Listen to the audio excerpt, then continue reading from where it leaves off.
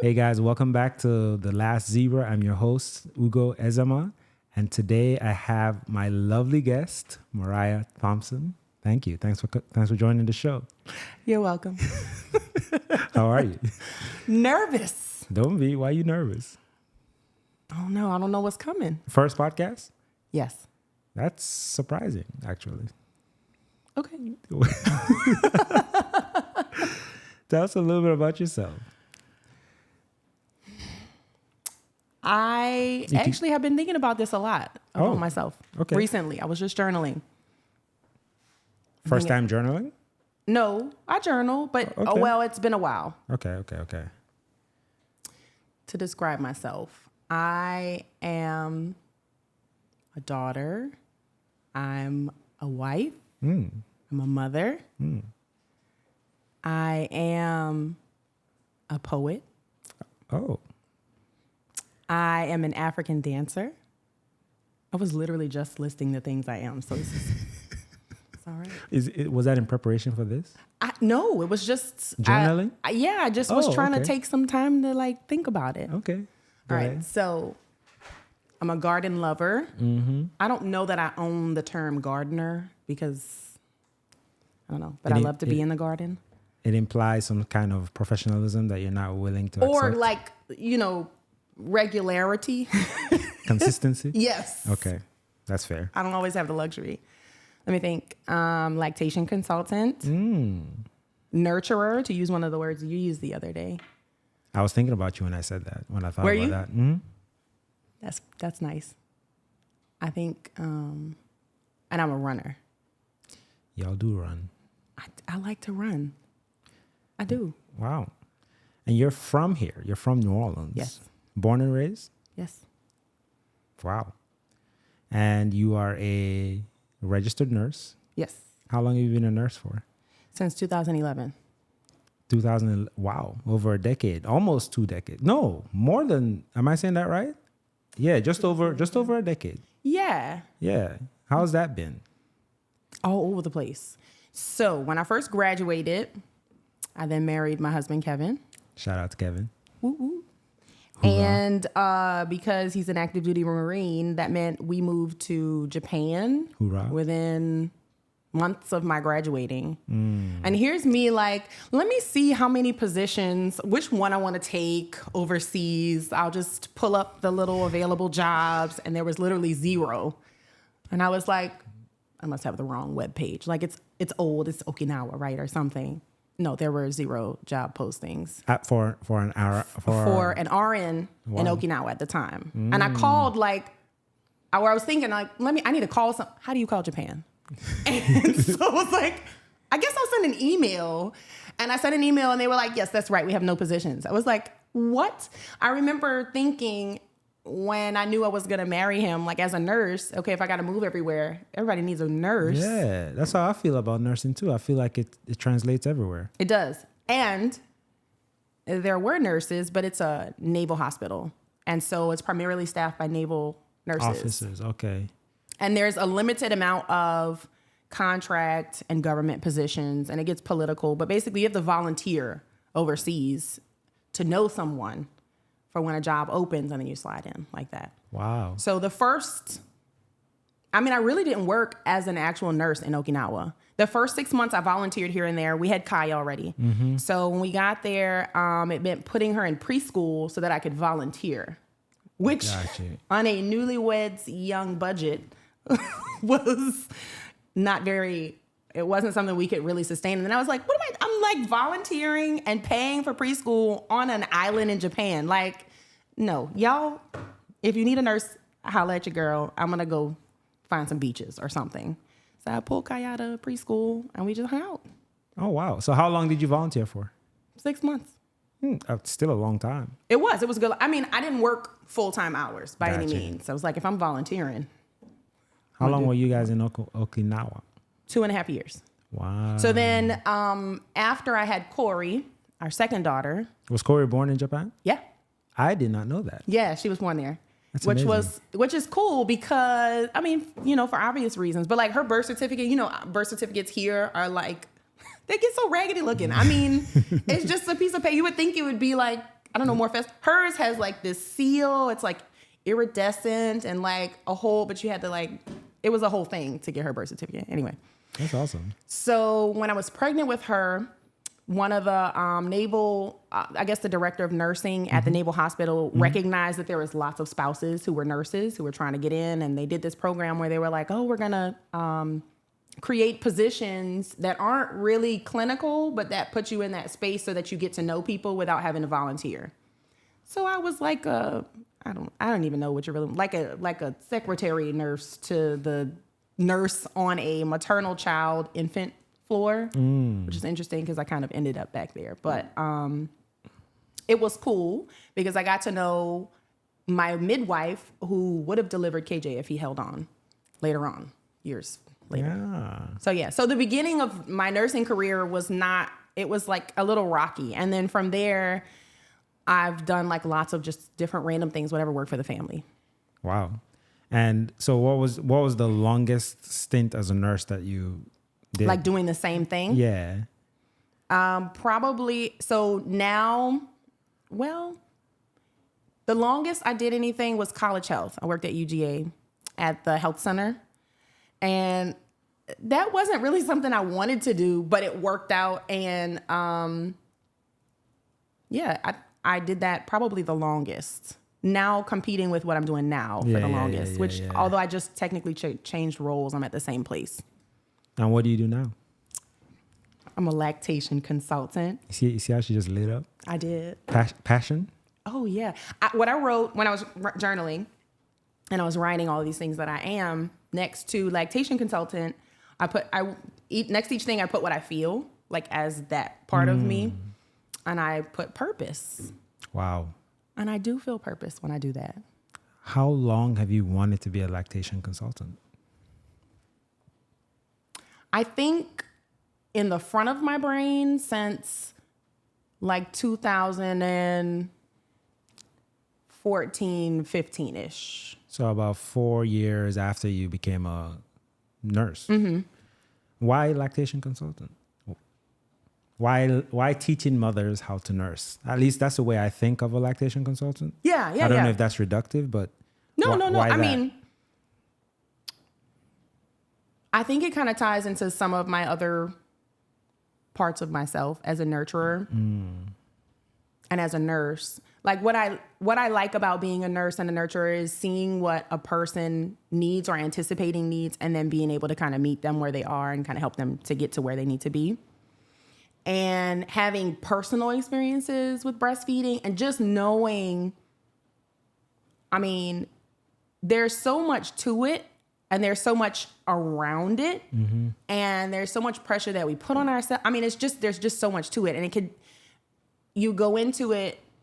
I mean, with each pregnancy, I went into breastfeeding feeling more prepared, or I thought it was going to be one way and it was different every time. And it can be different every time, no matter how much you know or how prepared you are. Right.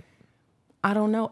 That really resonated with me. And I felt like for like the help with KJ, so with my third child, that was the hardest experience. And I was so hard on myself. I had already had this like passion for breastfeeding. I'd already taken some classes and I was like, what is the deal? And so I was putting all this pressure on myself. And this lactation consultant that I saw was so helpful. It was such a peaceful space for me. And KJ cried. He just cried. He was just a sad, grumpy baby. Aww. And she gave me this space where I felt like what I was trying to do was right. What I wasn't quite doing right was right. She was like calm. And I was like, that's what I want to be for people, you know? Yeah.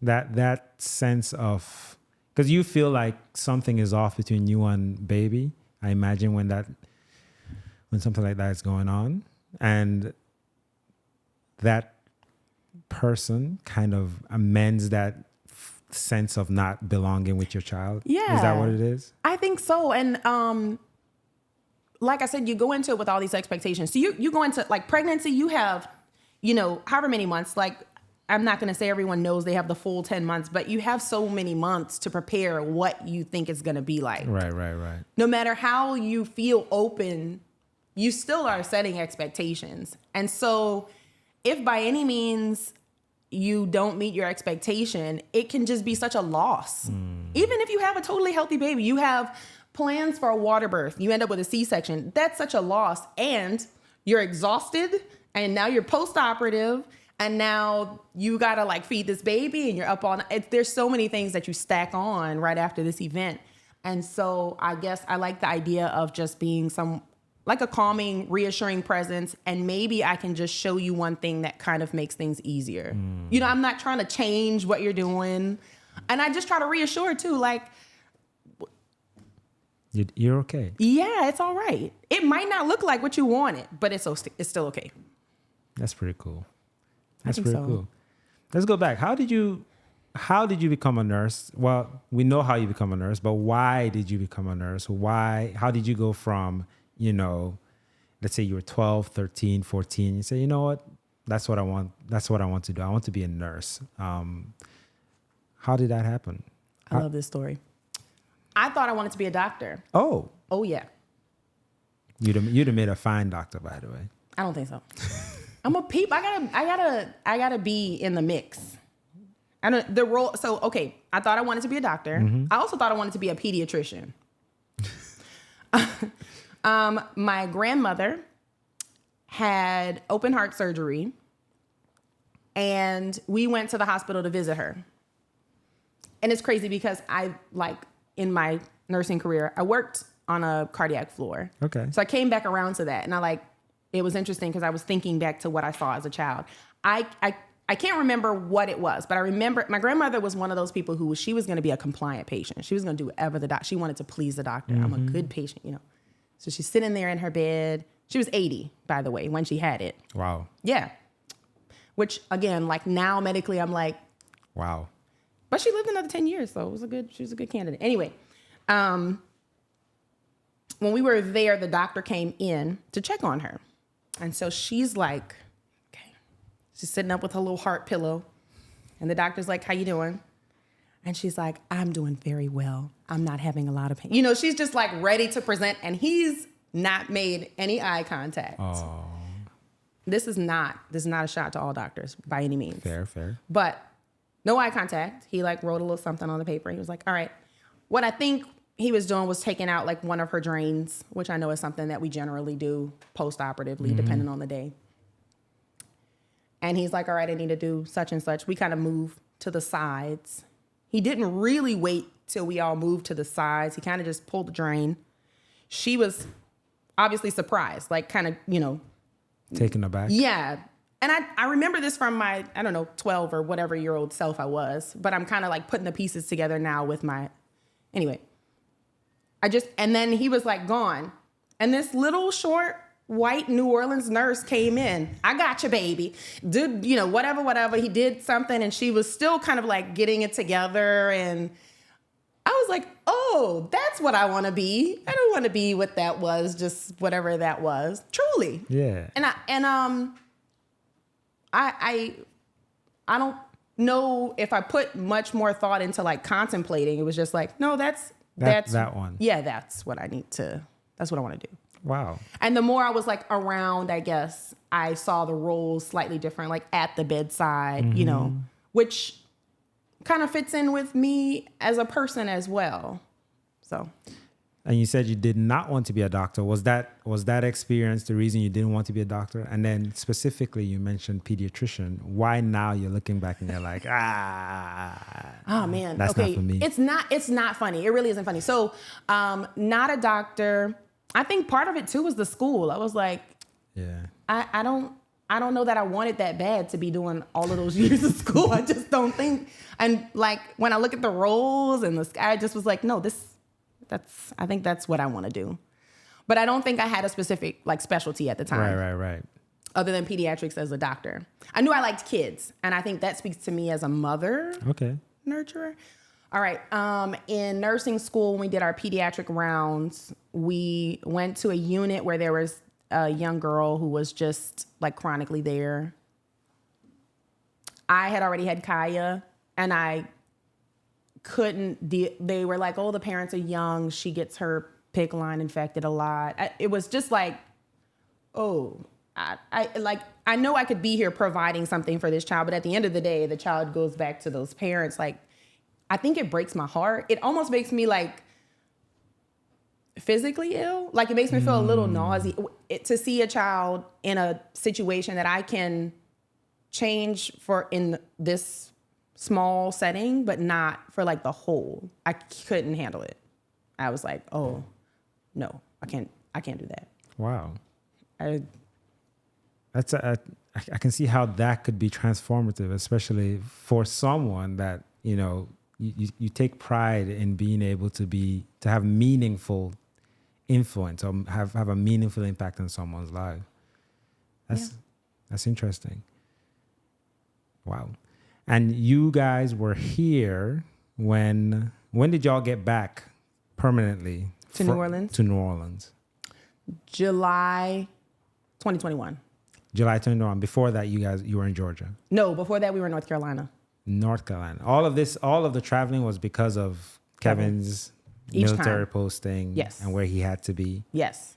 I mean, he did a good job of picking what he needed to for his career. So he was kind of finding what he needed to do. So he was being strategic about his moving. What's been your favorite place? I think that Japan was my favorite place, but I was so young and like had only ever lived in New Orleans and Georgia and so homesick. I mean, I always wanted to come back home. Aww. I did. But it was such a cool place. And I wish I think we would visit there again. You haven't been back since you left? Mm-mm. Oh. That was 2014. And it's kind of a cool little, I don't know, alternate reality almost. It's just it's a slower pace. The people are kind. They like respect their everything. I mean, in the mornings, I would be driving, going wherever, bringing Kaya to school. There's a exercise that comes over the radio. Oh. Like at, 8 o'clock, 9 o'clock every morning. Everyone's outside on their lawn doing the exercise. Like, it's like, and stretch to the left and stretch to the right. Like they're all doing. On public service radio? Yes. Wow. And everyone's doing it. The children are doing it in the yard. And after, they clean up trash. And then they go into work. I was like, why can't, they just do it. That sounds amazing. I'm sure I've never been to Japan. And it's definitely on my list of places I want to go to. See, it was never on my list. It was never on my list. Kevin called me like, hey, I'm about to choose our place. So California, I was like, there's earthquakes in California. I don't want to go. But Japan has earthquakes too. Oh, well, that wasn't on the list, Ugo. He was like, yeah, let's try for California. Cool. He calls me back. I'm like studying. I'm doing a nursing studying exam. And he's like, So he actually told me he wasn't sure I was going to go with him. He was like, it's not California, but it's Japan. I was like, that's not even like on a bucket list. Like if we had all the money in the world, I wouldn't want to go there. Wow. I know. I just never, but I was from New Orleans. I was moved to Georgia against my will. I was young and. Yeah. And did y'all move? Was this move the one that was precipitated by Katrina to move to Georgia? Yes. And I had a lot. I still have a lot of, that's all just so hard. The Katrina adjustment. And yeah. Wow. And now that you are do you feel like you've kind of found your groove in your purpose? Or are you still grinding that, like still figuring out pieces of it? Oh yeah, I'm still figuring out for sure. I'm still figuring out pieces of it for sure. What's been because when before you actually start doing something, you feel like you have a good understanding of what it is. Like absolutely. I'm a natural at this. Oh, yeah. Everything's don't come. What's been the hardest thing about being a lactation consultant now that you didn't anticipate?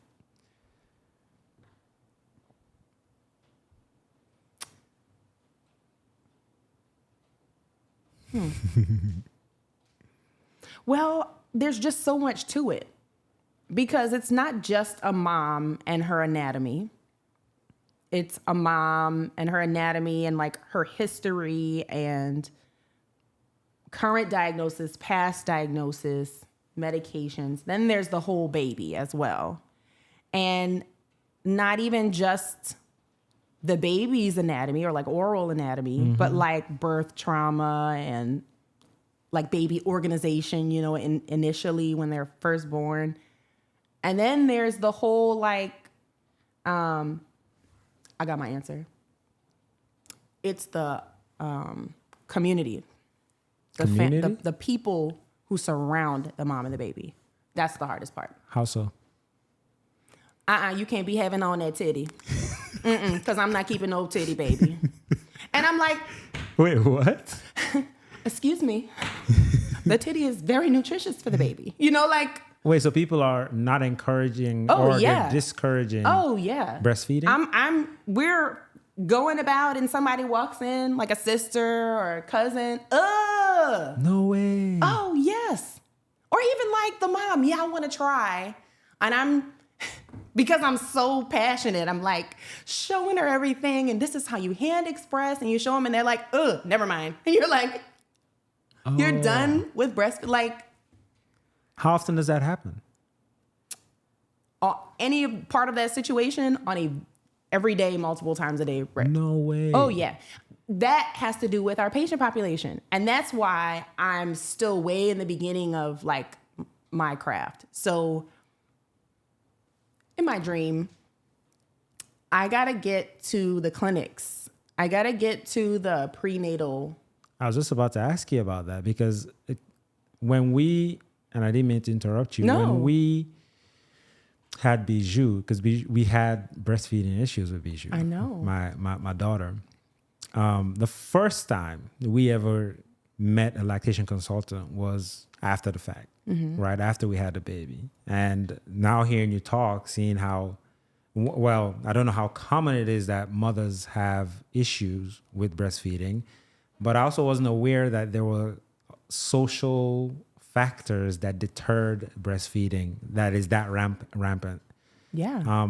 In terms of preventative care, my question was going to be, is there an aspect of that is ingrained into lactation consulting? And if you can get that, like essentially once a woman is pregnant, can that just be arranged from the front? Like, hey, just start education. Yeah. I think it should be. It's not right now. I think it depends on where you are. So I'm trying to like network and go shake hands with as many, like what we have is a lot of like doula and support groups kind of in the city. And I'm like trying to find them and go and say, hi, I'm really excited to be in this space with, and see what they do. But there's a couple of them out there that are doulas and breastfeeding like specialists, which is, lactation support, not necessarily a board certified consultant, but especially if they've been in the community can be a huge resource. And some of them do offer those kind of like prenatal education classes. Where I work, there's a recorded video that you can access at any point. We were doing classes prior to COVID, but we were also, I feel like I'm not supposed to say these things, but we had more staff prior to COVID. And so we had the capabilities to do that. So I think it depends on who you are and where, like who you see, which providers you see, and how educated you are and how motivated to like go get it you are. It's not as inclusive as it should be. You know what I'm saying? Like it should, apparently there's a process where when you go to a certain appointment, like a certain number of weeks, you get like information about it, like a paper. Gotcha. But how many papers do you get? I know. You know what I'm saying? And so like if you're looking for it, it's being given to you. But like if you're not looking for it, if you weren't raised around people breastfeeding, all the things, then. Forgive my ignorance. What's the difference between a lactation consultant, a doula, and a midwife? I mean, I know what a midwife is, but still, I feel maybe I'm conflating a lot of those. Putting them all together. So a doula is basically can be a birthing or postpartum like support person. Gotcha. That person is not technically medically trained, or it's not like a medical licensure, or I shouldn't say professional. There are courses, there's coursework to be a doula, but there's not like a place for it in a hospital setting or in a clinical setting. Gotcha. So generally you go find this person and that person will accompany you to the hospital with your midwife, or you can have a doula and a midwife who come to the house, who I didn't realize we had that here in New Orleans as much as we do, but we do have that here in New Orleans as well. So it's a birthing / postpartum partner that's supposed to be focused on whatever your goals are in, birthing or postpartum, like helping you meet those goals and just kind of supporting you in a physical way, like back rubbing or providing music, setting the tone, like, fielding people coming in, all of that. Just for you support person who's supposed to be like trained with those different types of techniques and stuff. So that's a doula. Mm-hmm. What else did you say? Midwife. Oh, the midwife, that is a medically trained nurse. It's like a certified nurse specialist kind of. Yeah. So that person does have a license, like a medical license. And what do they do differently? It's essentially the same thing except medically trained? Yeah. Far as I know. And I think there are many more limitations on what a doula can and cannot do. Yeah, can technically do. And I think a lot of midwives, I think there are midwives who deliver in home, but that is a really, I think your insurance and stuff, like that's a bubble. I'm not very familiar with that bubble, but I know that there are some who will do that at home. But like we have midwives at our hospital as well. Gotcha. And the difference is by trade, they're a nurse and then they are like specialized. Gotcha. How does one become a lactation consultant? You have to do 1,000 hours working with breastfeeding moms. Okay. Like hands-on, 90 clinical hours of coursework. And there are like, different websites that are accredited through the board. And is it nurse specific or anyone can be a lactation consultant? Yeah, anyone can be a lactation consultant. Oh, okay. Mm-hmm. I think it helps if you're a nurse, but we have a lot of like speech therapists or nutrition, dietitians who are lactation consultants, a lot of pediatricians who are lactation consultants, which is really helpful because there's a lot of things to lactation that I heard somewhere. There's a doctor, I can't think of his name, Dr. Gahiri, I think that's his name. He was talking about how as a pediatrician, there are like, required clinical areas that you go to, and like lactation is like voluntary and you might get like 6 hours or something like that. But if you think about how important breastfeeding is, and there can be things on the infant side, like tongue tie, for example, that can play a huge role in breastfeeding. Anyway, I'm getting on my horse. But it could be, it could be like helpful. Stay on your horse. I know. It could be helpful if more pediatricians were more aware of, or even if they just did like a specialist. So you have a breastfeeding specialist, which I think I earned that title by finishing the 90-hour package. Like you can buy a bundle of 90 clinical hours, which took me like a year to do. And I think some people could do less time, but it took me the full year.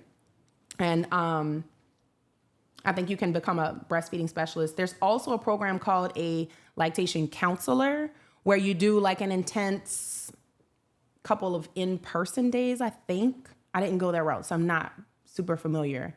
And then there's the board certified lactation consultant where you take the exam, the international exam. So you just need the hours. And to take the exam. Yeah. Is it a centralized board? So in order to call yourself a lactation consultant, you should be board certified, or you have to be board certified. Otherwise, you're a specialist or a counselor, not a consultant. Gotcha. Yeah. What do you want to do with this? Big picture, small picture? So I've set a goal. Like you said, I came in like, got this, like I get babies to breastfeed all the time. And then you come into a situation like, ooh. I'm not sure what's going to happen here, but I want to give myself 2 years at the hospital of experience. And then I can stay there part-time, but I gotta get into the community. I gotta get out there because I'm limited by what the hospital can allow that I do in terms of who I can see and when I can see them.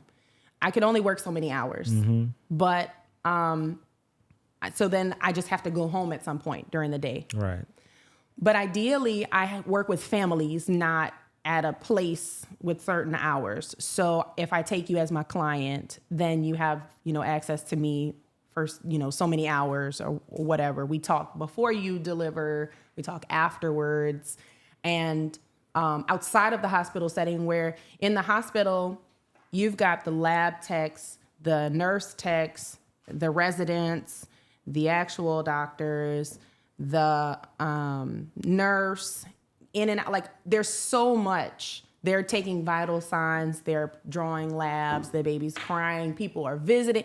You can only really absorb so much in that short period of time when you are the most tired and the most, closest to this event that could have been traumatic, that could have been totally different from what you imagined. Right. You know what I'm saying? And I come in between certain hours, and when I'm there, and I just remember it. And it's funny being on the other side of it. Like, I remember them coming, and they make the slightest adjustment. Oh, you got to roll that lip out. Oh, now it's not pinching. Perfect. And they go home, and it's 2:00 in the morning. Like, what was that thing that she did? Like, I can't remember, So ideally, outside. Oh, and then they go home, and then they call back like 3 days later. Like, what was that thing that you said? And I'm trying to describe it over the phone. Like, oh, I don't know. Did you look at the upper lip? And she's like, I can't see because the position. And I'm limited.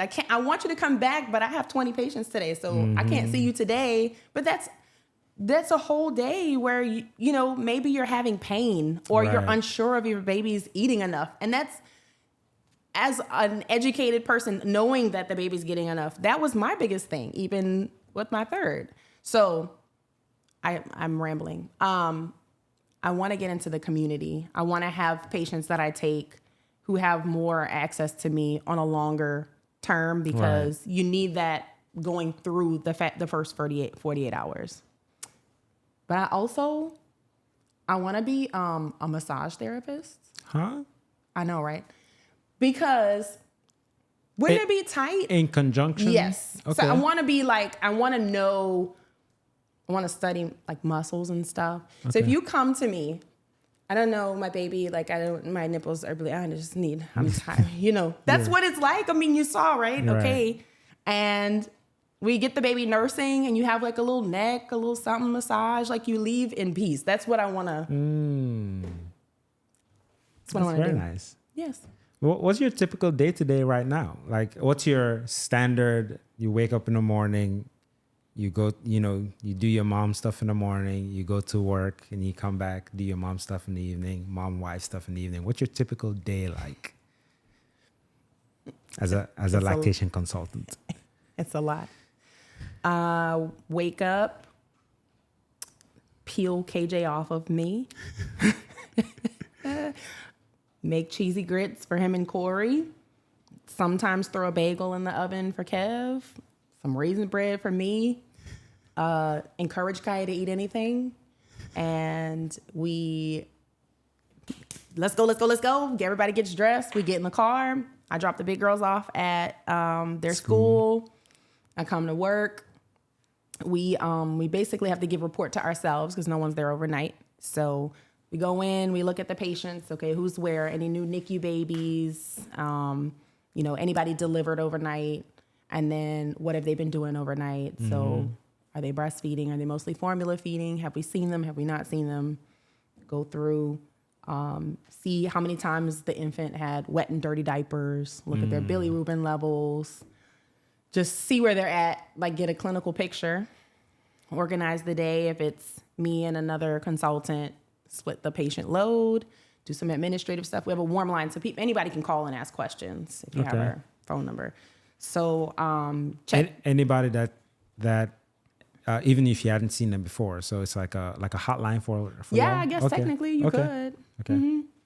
And then go out on the floor, start circulating, go talk to people, see where they're at. I give them your phone number. And then as the day goes on, people are calling, hey, I think it's latch. Can you come check it out? Go back and forth. Go to the office, try to chart during quiet hours. Go back out. And then just depending on how many people you got, you're there till 5, 6, 7 maybe. Wow. Just depends. Right. And then call Kev and tell him dinner's in the fridge. Don't you have to order anything? If he's home, if he's out of town, I'm organizing who's picking up and dropping off and all of that stuff. Go home and wash, rinse, repeat. Go home, lay down, wash, rinse, repeat. Yeah, basically. How has, two ways. How has being a mother, right? Because you became a mother long before you became a lactation consultant. Mm-hmm. How does being a mother influence how you treat your patients? And do you think it would be different if you weren't? And how has being a lactation consultant, in the short time you've been doing it now, it's been a few months, have you noticed it's had some influence on you as a mother? 2-part question. I know, right? I think as a mom, because that's kind of where I got my first inspiration, I can relate with the patients. I just remember that feeling, in some ways. And so that's what I try to share with my patients. I never want to come off like I know it all, right. Or that I know exactly what you're going through, but I'm open to share what I went through, and just find ways to make them comfortable with me. I want to earn their trust. So I think in a lot of ways, sharing my experiences can sometimes open the door for them to be like, oh, I see, or yeah, that's what I was thinking. I'm like, yeah, we all think that. Like, and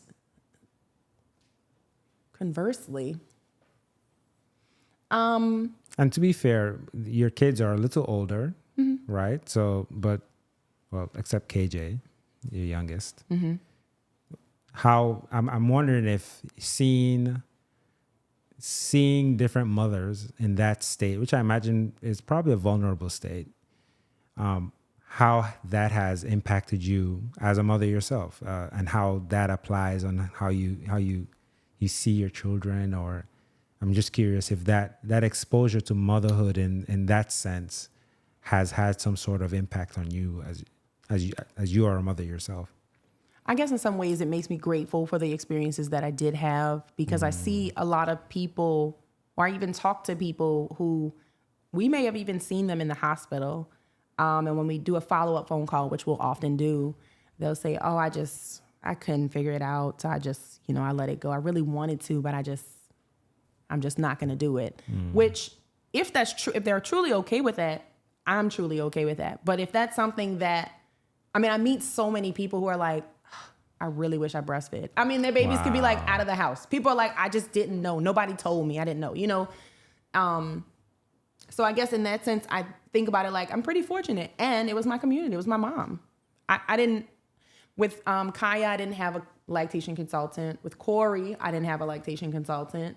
With KJ, I did. But I feel fortunate because I wanted to and I was able to for as long as I wanted to, So I guess in that sense, when I, being around moms and seeing the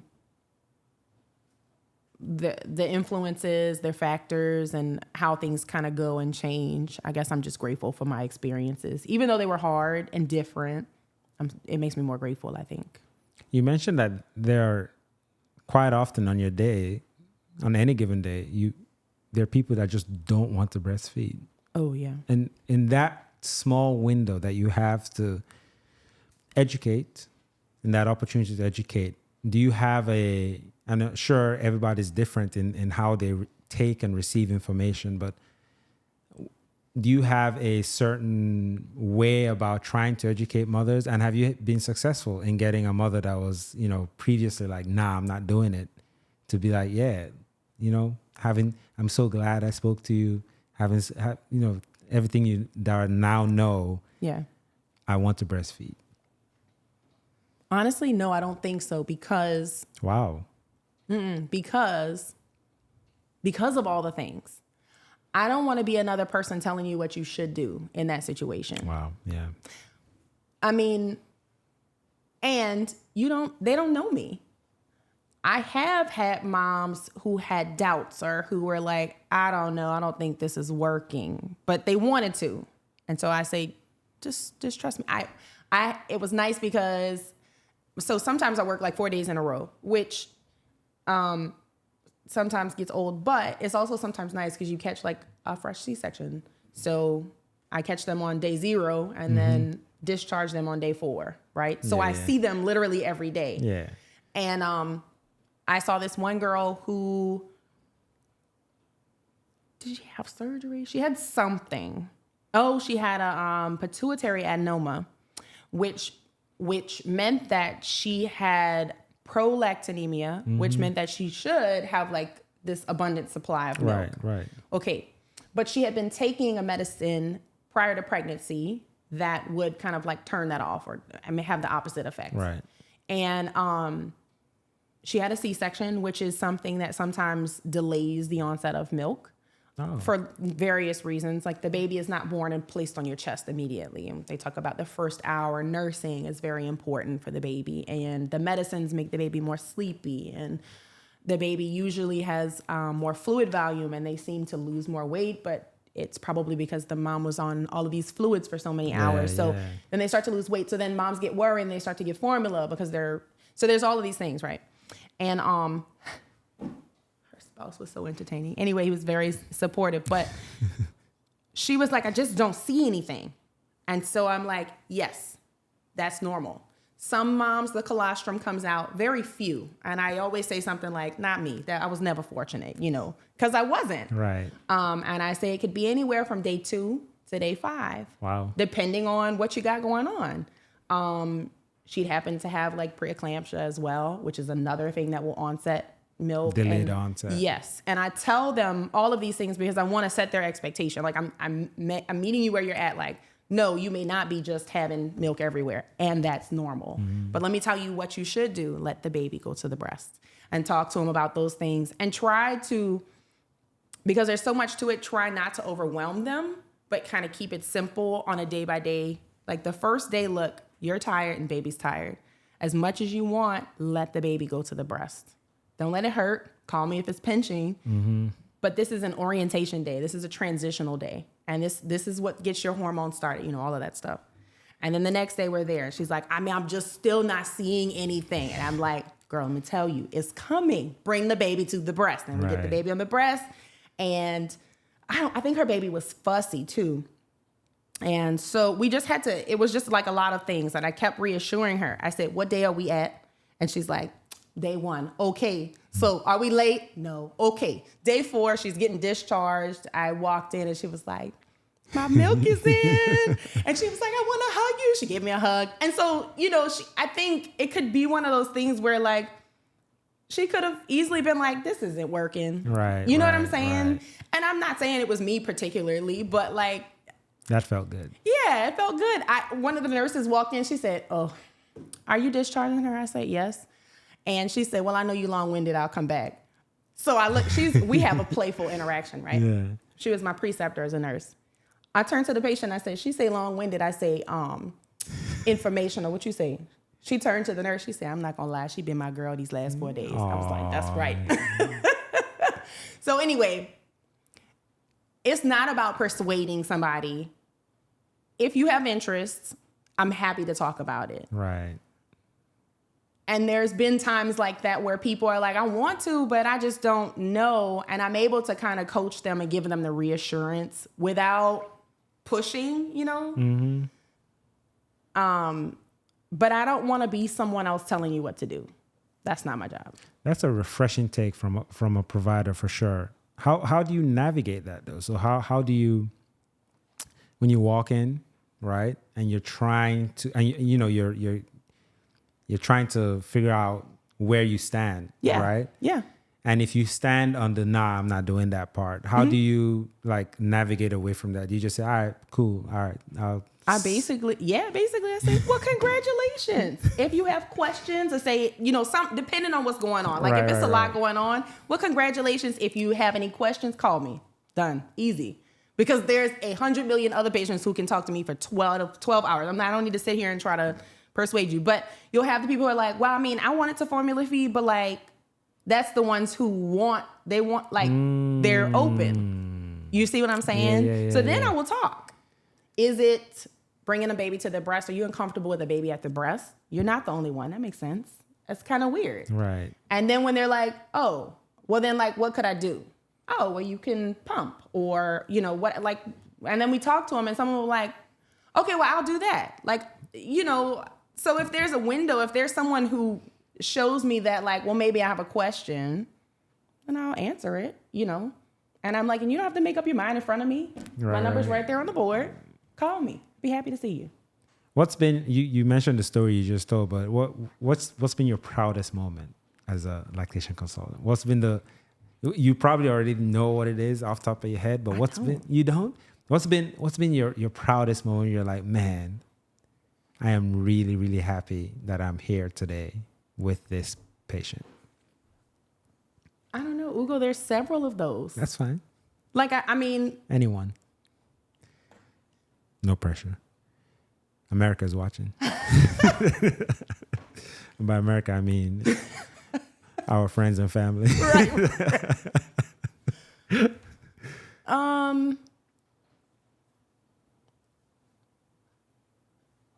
I don't know. It doesn't stand out because people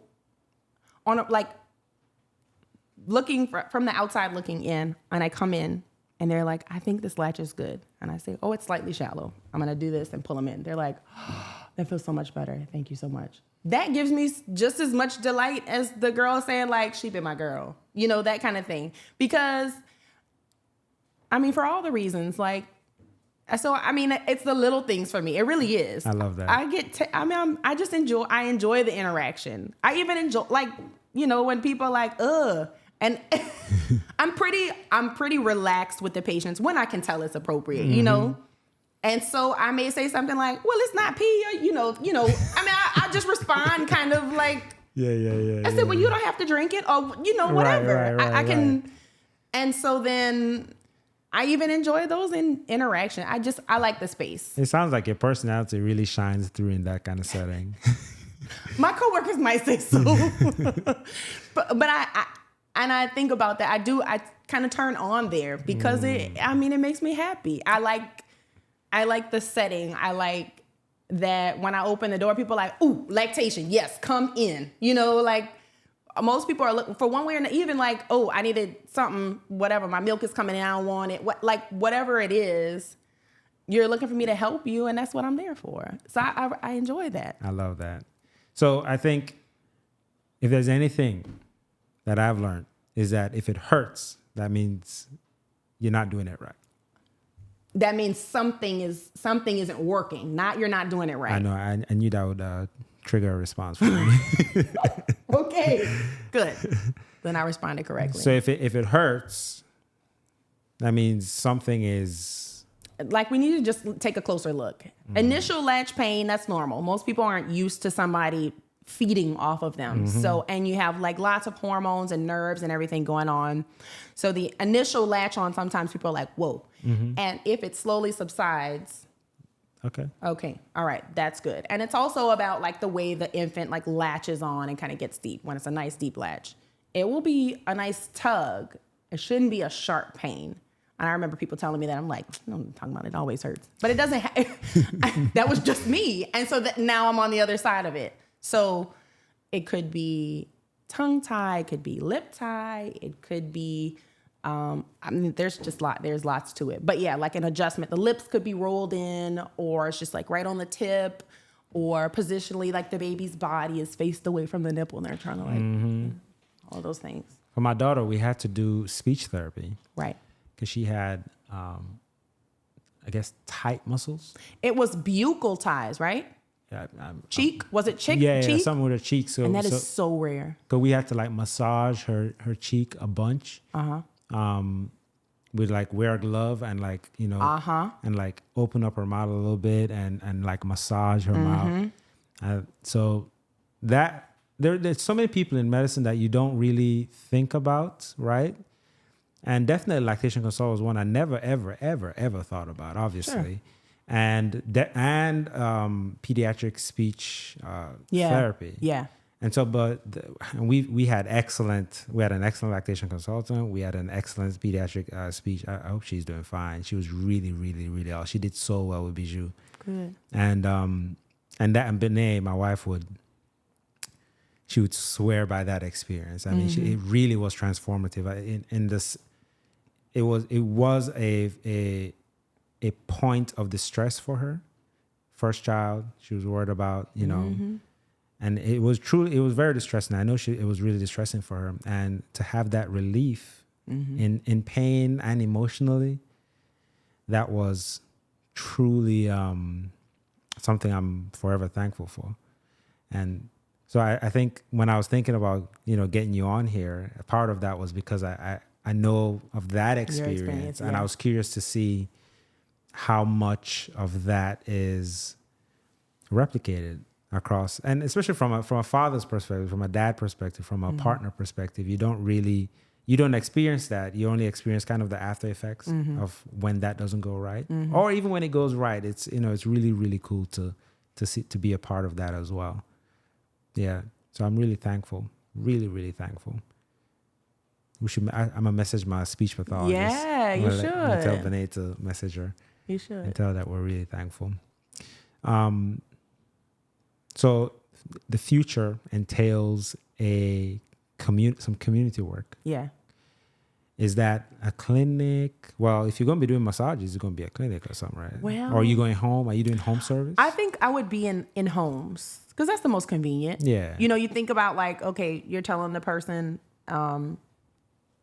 get here for a certain time with a newborn. So that means packing everything up, the car seat and everything, getting here, bring the baby hungry.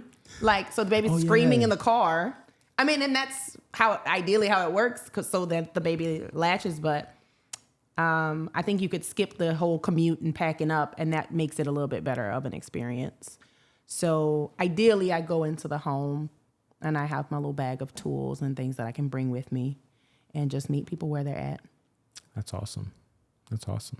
And I don't need to have my own business necessarily. I'm happy to go be a part of something else, but that I just want to be more in the community. That's the space you want to be in. Yeah. And in the clinics, like I said, so being able to go in home, but then also doing some education, like prenatal education, and whether they have to hire me individually or not. I feel like there's less access if I have to just be like word of mouth prenatal visits. Would it be beneficial to kind of acquaint yourself with like pediatricians, OB-GYN, and then just kind of get those contacts so that you can?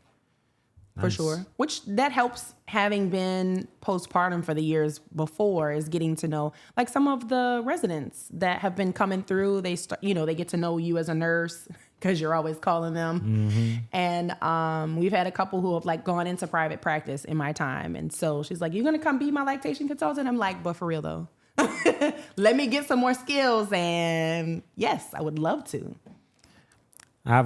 This is a tricky question. So you wrote purpose beside lactation consultant. If you couldn't be a lactation consultant and you couldn't be a nurse, what would you be? Not a nurse either? Yeah. I ask all my guests this. What? Not what different type of nurse could I be? No. You couldn't be a nurse. What outside of medicine would you be? If you couldn't be a nurse and certainly not a lactation consultant, what talents or gifts does your personality otherwise bring? Afford you, yeah. I could be a voiceover for like cartoons or something like that. I don't know. People always tell me I should have been entertaining somewhere because I can be animated at times. Or I could be a beautician. I can braid hair and stuff, although my carpal tunnel is pretty off the chain these days, so maybe I couldn't be actually. Well, okay, then how about this? How about 5, 6, 7, because 12, 13, 14-year-old Moriah wanted to be a nurse. 6, 7, 8-year-old Moriah, what does she want to be? I want to braid hair.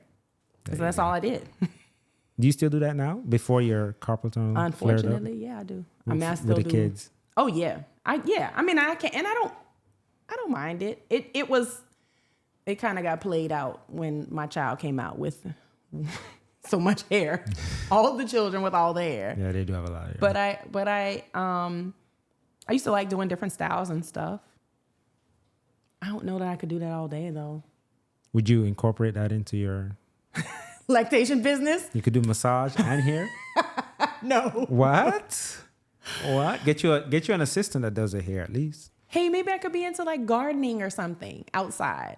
I get the most peace in the garden. Go. I could do something like if I knew more now, I would learn about that. So, because gardening itself is a nurturing endeavor. Yeah, it is. But it's it's easier than nurturing children. The plants don't talk. For sure. They don't run around. No. They don't break nothing. No. Actually, plants are perfect children. They really are. They don't even complain when the weeds come get like all in the way. They do die though. I mean, they get a little shrivelly, but you know, they just sit there like, please water us. How long have you been gardening? I really only started when we bought that house with the big old yard. Yeah. I was standing back there like, oh boy, it's about to happen. Do you garden for like meals? So like, do you garden for your kitchen? Or no, I'm not. I can't be that consistent. Oh, but I have some herbs that I like, and that makes me so happy. You would think that I was bringing in like a whole harvest when I clip rosemary. Like we having roast beef with rosemary. My rosemary. My rosemary. Wait, so what do you have in your garden? What all do you have in your garden? I have plants with names. I do. I hope so. No, I mean like personal names. Like, yeah. But you name everything though, to be fair. That's true. That is very fair. My first plant was Trina. Oh, Lord. She's a tangerine tree. She's currently suffering with some moldy soot or something. I'm treating her. We have a treatment plan. Oh. I've taken her to the plant doctor, and we have a treatment plan. A plantologist. What'd you say? A plantologist? Yes. / my plant lady friend. I have a hibiscus, a Cajun hibiscus named Kelly. Do you talk to your plants? Yeah. Because I have plants in my office that I talk to. Francis. I have 4 plants. Francis, Bertha, Birdie, and Bessie. What kind of plants? Like green indoor plants kind of things? Yeah. Succulents, maybe? No succulent. Because succulent is cactus, right? Cacti. Yeah, but you know, any of those like kind of juicy looking petals could be succulents. I'm gonna check it out before I leave. I'm not really great. No, not this office here. Not my office at work. Oh. Yeah. Man, it's like a mini jungle nursery? in there. Yeah, it's beautiful though. It's beautiful. Good. I have like I don't know. One is a money tree, I think is what it is. So it's really tall. Okay. Yeah, that's Birdie. Francis is, the others are a little bit smaller, and then one of them is really temperamental. Like if you don't water her at the same time, they could be like that. Yeah. But I talk to them. Those are my little babies. Okay. Do you talk to your plants? Yeah. You know you have to. I know. I was just telling Trina, I'm so sorry you got this little moldy stuff. I was spraying her with neem oil. We're gonna get it together. This neem is gonna get you back right if it stops raining, today. But I'll come back tomorrow, talk to her. I'm gonna have to come say hi to your plants. Yeah, you will. Well, Moriah, thank you so much. You're welcome. This was a blast. Okay. We should have a follow-up, Okay. in about a year or so. Yes. To see how much things have changed and how closer you are to your community service. Okay. But you said you wanted to do 2 or 3 years. And yeah, I said 2 years. If I do too much longer, I think I'm gonna feel a little stifled. Where I'm at. Just because I'm restricted to what I can do. Yeah, I'm gonna be. I don't want to get so deterred by like what I can and can't do as a result of just because it's the hospital. I mean, it's the hospital. They can't. Right. that I get so frustrated and lose my moyo. I want to keep the energy flowing. And so you want to practice to the fullest scope of what you at least intentioned. Yes, exactly. From the very beginning. And I feel like if I stay at the hospital for so long, you gotta get out so that you can learn those skills. So it's just like, any career you gotta keep using the skills so you don't lose them. So I gotta keep practicing with the older babies too, not just the first 48 to however many hours. Like I want to see the other kid, toddler things. Yeah. So yeah. Awesome. I wish you all the best. Thanks. And thank you so much for joining the podcast. You're welcome. Bye. All right. Thanks for having me. How was it? It wasn't bad.